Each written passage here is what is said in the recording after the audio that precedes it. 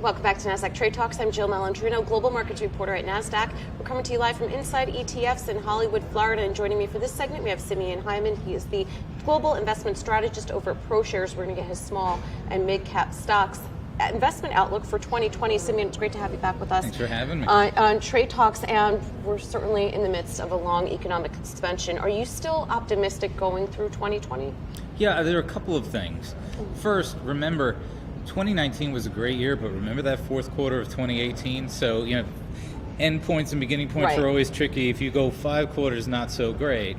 Second, we have very low interest rates. That supports valuation multiples, so they're not so extremely high.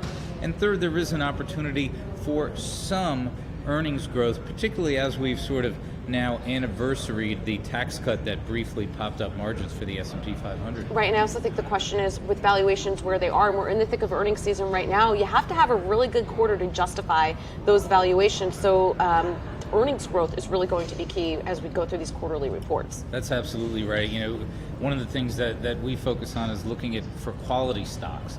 And as an example, if you look at companies that have consistently grown their dividends, they grew their earnings because that's the only way you can grow your dividends. But as an example, last year they grew their earnings every quarter, whereas the S&P 500 as a whole actually started to see earnings growth decline. So some sort of metrics for stability in earnings and cash flow is important late in this cycle. Let's talk about opportunity in the small mid-cap space. So if we look at relative valuations, meaning, and we like price to book, it's a good sort of long-term proxy for earnings power, we have seen both small and mid-cap stocks decline from parity against the S&P 500 to now trading at around 60 cents on the dollar. So they're at a 40% discount.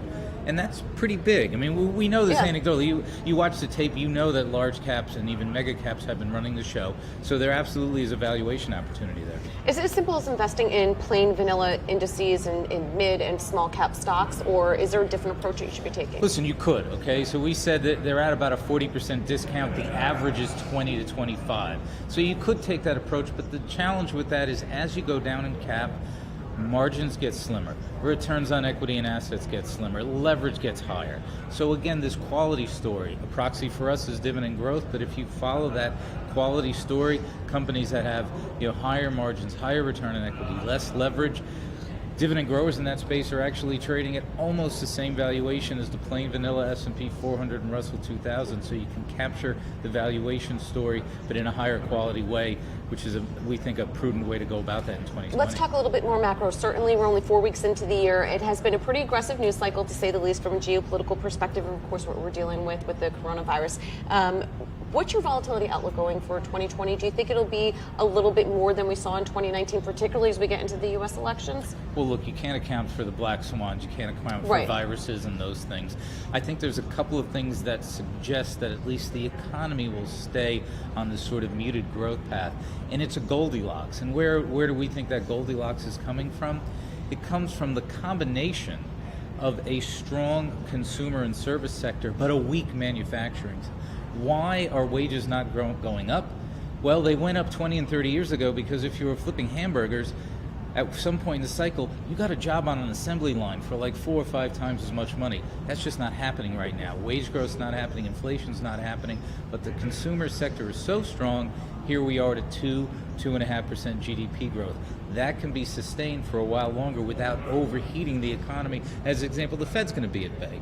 So that should be a factor keeping things a little bit on the stable front. And look, I think we all suspect that to the extent the administration can get little pieces of good news feeding towards us towards the election, we've already seen some of that on the trade side. That may be another positive catalyst. But black swans, who knows? All right, Simeon, thanks so much as always for joining us. And thank you for joining me on Trade Talks. I'm Jill Malandrino, Global Markets Reporter at Nasdaq.